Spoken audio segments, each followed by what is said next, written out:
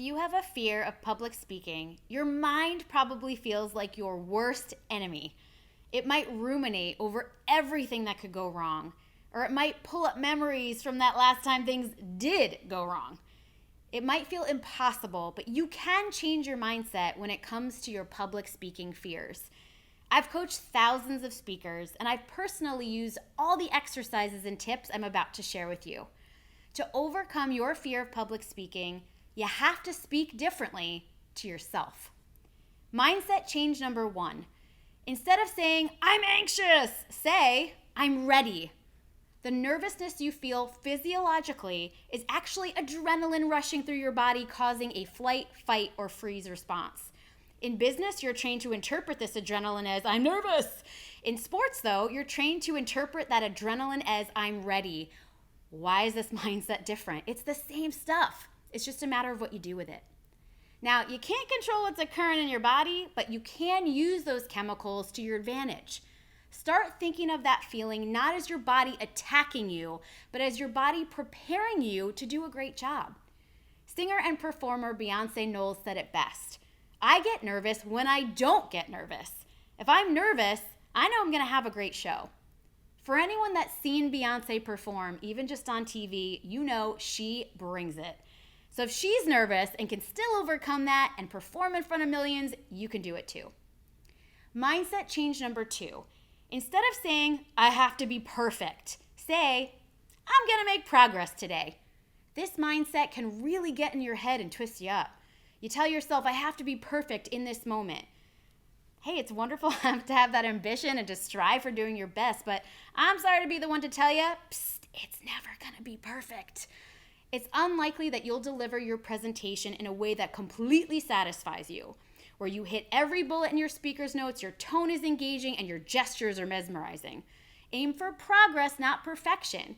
For example, say to yourself, today I'm going to slow down. That's it. Today I'm just going to improve my rate of speech. That's progress, and progress is great. Find things to celebrate instead of criticize. Mindset change number 3. Instead of saying, my audience is going to see my nervousness, say, they can't tell that I'm nervous. The best speakers in the world are described as confident, but guess what? That's just our impression of them as audience members. We really have no idea what's going on for that speaker on the inside. So let it be a comfort to you that most of the time, despite what you're feeling internally, your audience can't outwardly tell how nervous you are. You're an absolute mystery to them. I've coached so many speakers who after their talk have said, oh my gosh, I was so nervous up there, I was shaking. 9 out of 10 times, your audience can't see that slight tremor in your hand or hear that wobble in your voice, so try not to worry about it. Research even shows that the anxious speakers rate their own performance more harshly than trained observers. So the next time you speak, use this knowledge to your advantage. They don't know you're nervous. Mindset change number 4, instead of saying, they're judging me, say, they want me to succeed. Many speakers feel that bright spotlight, literally and figuratively, and feel uncomfortable being the center of attention for one main reason: fear of what the audience thinks of them. They're going to scrutinize my gestures. They're going to judge me if I fumble my words.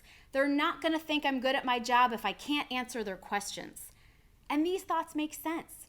Research shows that feeling attacked while speaking has an evolutionary origin.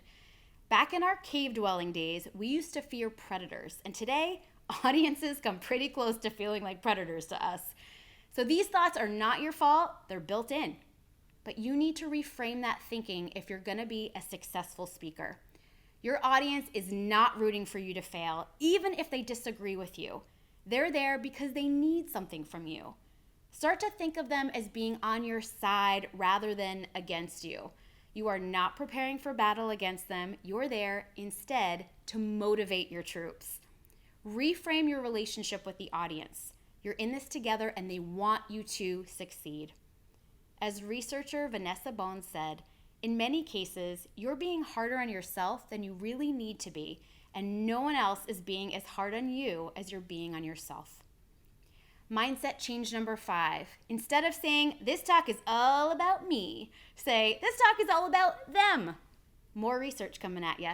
We are narcissistic beings. We tend to naturally focus on ourselves rather than others. That's just the way we're built. And that narcissism applies to public speaking too. After all, your fears and your anxieties about speaking are completely and entirely about you. What will they think of me? What will happen to me? What if I fail? And the cold hard truth is that is inherently selfish. I have my clients focus on an audience-first approach instead. In other words, anytime you speak, whether it's one-on-one or in front of a large audience, the right place to focus is on them. What do I have to offer them? How can my ideas help them? What are they doing? Are they getting it? This mindset can be challenging, but if you master it before you walk on stage or hop into a meeting, it has the power to dissolve your anxieties completely. So 5 new mindsets for you to practice. You're ready, not nervous. You're making progress. You don't have to be perfect. You're a mystery to your audience. They can't see what's going on inside. They want you to succeed. They're not picking you apart. And your talk is all about your audience, not you. Which mindset will be the trickiest for you to practice? Choose the one you think will be the most challenging and add that new mindset to your internal monologue the next time you feel those speaking nerves kick in.